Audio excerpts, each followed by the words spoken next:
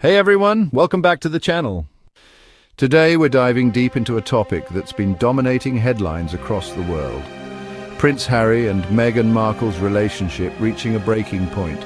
Tom Bower, the biographer known for pulling no punches, claims this story isn't headed toward a happy ending.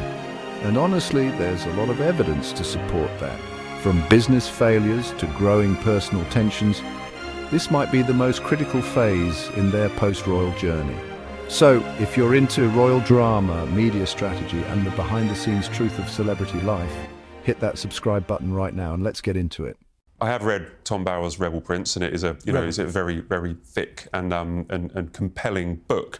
But he has done an interview saying that he believes that Harry and Meghan's relationship is at a crisis point, and he says that they want different things and they face a fight for survival. What do you think of that take from Tom Bower on Harry and Meghan? I think they're always at a crisis point. Because they've left the royal family, and the royal family are working for the nation, United Kingdom, Commonwealth, and putting things into life, they've taken the celebrity route, which means they have to completely reinvent themselves the whole time to keep in front of the public, public opinion. So they do, which they do quite effectively, but they're always changing direction. Therefore, they must always be at a crisis point.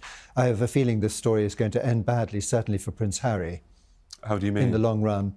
Well, I don't see it lasting. I mean, I don't wish them ill, but I just, if you look at, people actually always act in character. I mean, I'm a biographer rather than a journalist, so I look at how people deal with their lives. And she's dumped her father, her first husband, Jessica Mulroney, the entire British royal family. Who is next to the chop? Well, who's next in line? Exactly. You're suggesting possibly Prince Harry. Well, they say it's a crisis point. When she doesn't need him anymore, she'll dump him.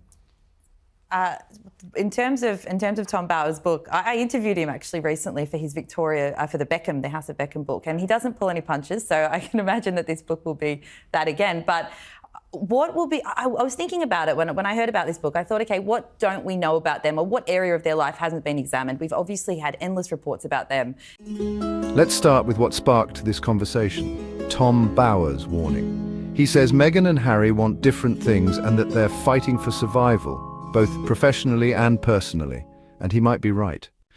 Just look at the last 12 months. Projects have collapsed. Public appearances seem strained. Meghan's new ventures are facing hiccups, and Harry looks increasingly isolated. It's not just speculation. Body language experts, commentators, even former friends, they're all noticing the cracks. From themselves as well, including their Netflix series and Harry's book, everything over the last few years.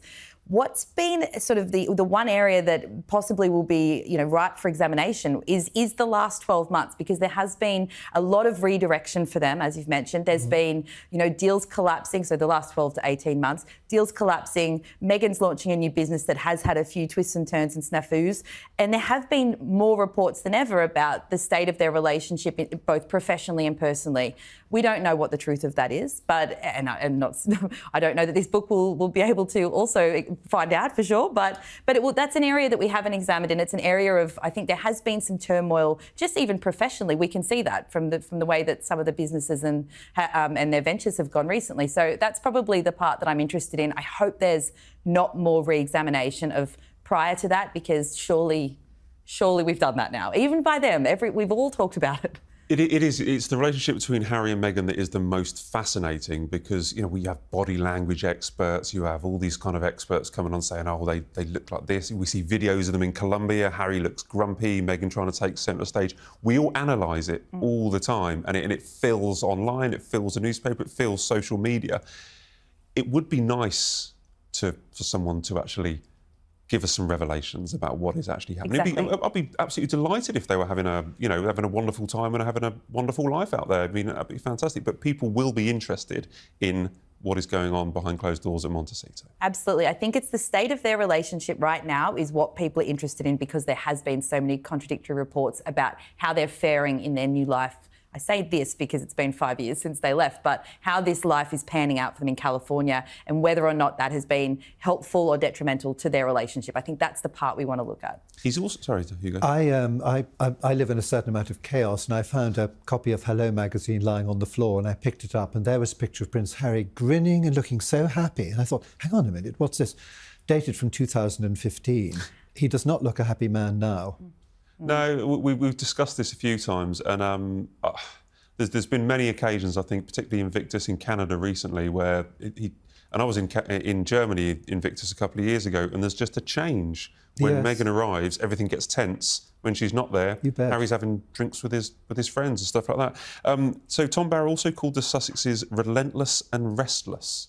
Do you think that's an apt description, Yes. particularly in the last couple of years? Yes, I do. Yes, I certainly do. I mean, as I said before, they're always having to change direction. They're always having to go to new things. And I think that's why there's a certain amount of tense behaviour in their office, because, sort of nobody knows what's the next thing is going to happen. If things are going well, then people on the whole actually are usually quite calm and enjoying themselves. But if things are going badly, it's like, that's your fault, we've got to move on, you got that wrong, It's a really interesting point. So the fact that they're diving off in so many different directions kind of shows there isn't like a proper management or a proper course, an agreement behind the scenes. Well, I would have said so. And I watched a little bit of the cooking program, and she's sort of dissecting petals and scattering them over salads in other people's kitchens. I mean, there's no recipe given at the end. There's no way of following these things. So it's not really about food. It's all about her. What's next for Harry? So what happens if this really is a crisis point? If Meghan decides she's moving on to the next phase of her brand without Harry? It's a chilling thought, but one we can't ignore. He's left his country, family, military titles and royal role behind. If the relationship collapses, what's left? And remember, history shows us who people are. Meghan has cut ties before with her father, her ex-husband, former friends. If she sees Harry as no longer useful, is he next? This isn't just about tabloid gossip, it's about two people who took a massive leap and now might be facing the consequences. The relentless and restless, I think that piece that came out earlier this year in Vanity Fair, I think that spoke a lot to professionally why that seems to be the case. Those words especially, in the terms of them not really having a clear idea of what they're doing. And we have spoken on this show a few times about how that seems to boil down to the post-royal identity crisis for both of them, which is that they are in a royal no man's land. There isn't really a blueprint for them to follow to find success, career-wise after leaving working royal duties. And so therefore that has to add a lot of pressure. And it also could, the fact that they don't seem to have landed on paths, although Meghan is in the midst of it now and we will see how this new venture plays out for her. But for Harry as well, it doesn't seem like they've really figured out exactly who they want to be or who they're supposed to be after leaving the royal family.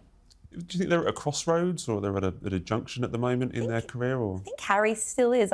You sort of get the impression that he'd be really happy to just sort of be surfing and doing some charity duties every once in a while, but that's clearly not Meghan's focus. And that in itself is a relatively relatable issue, which is when couples reach those points where they're branching off with different goals for their long-term future. Meghan wants to be a billionaire celebrity. I think Harry appears to be happy to just do a few charity engagements and focus on those things that he likes. But outside of that, it has to be adding pressure to, and of course we don't know for sure. But from the outside, it looks like it has to be adding pressure.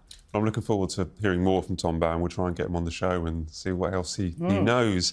Hugo, you mentioned about you watched Meghan's cookery show, which we've all had to sit through and digest and write some exciting copy on, or in my case, try to avoid writing any exciting copy on. It did inspire some very good praise from the commentators, I thought. I thought everyone excelled themselves, didn't they? Both sides of the Atlantic. I particularly liked the line, I think it was Hilary Rose in The Times, who said, imagine the face of the children expecting a piece of cake in their goodie bag when they find some seeds in a decompostable pot to plant it in.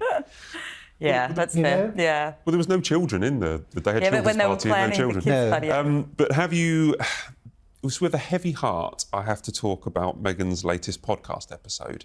Has anyone been listening to it? Did you listen to this week? Oh, sorry, Brontes has a hand up. I did put my hand. I did listen. I will say this. They're clearly good friends. Katie Lee seems that he's a very accomplished businesswoman. Well, they pay each other compliments a lot and laugh at each other's jokes. Does that necessarily mean that they're good friends? No, I'd like to go on the show and just be lavished in praise. It seems to be what you get when you go there. But look, it was genuinely a pleasant conversation. But again, this is supposed to be providing tips and insight into building business. And I was about 2/3 of the way through when I realised they hadn't touched on that at all. And that's the purpose of the podcast. So it just doesn't seem to be leaning into anything meaty or anything that you can really take away from it, which is, or its purpose. So that was my review of this one. As I said, it's a pleasant one. I don't think you'd be particularly gripped by it. I was doing other stuff while I listened to it. It was fine, but I didn't take away any solid tips, unfortunately. Did you get through it, Hugo? I'm sorry, I've been rather busy. I haven't had a chance to listen to it. I don't think me and you are the target audience anyway. I don't Let's be think honest. so. No, but it's the same thing. Is that there's, there are other people who are much better at telling you these things. There are other people who are better at doing cookery programs. There are other people who are better at advising how to found a business. Whether you're Team Meghan, Team Harry, or just watching it unfold with curiosity, one thing is clear: this story is far from over. Make sure you like, subscribe, and hit that notification bell, because we're going to keep covering this as it develops. Let me know in the comments, do you think Harry and Meghan can survive this storm? Or is the end already in motion? Thanks for watching, and I'll see you in the next one.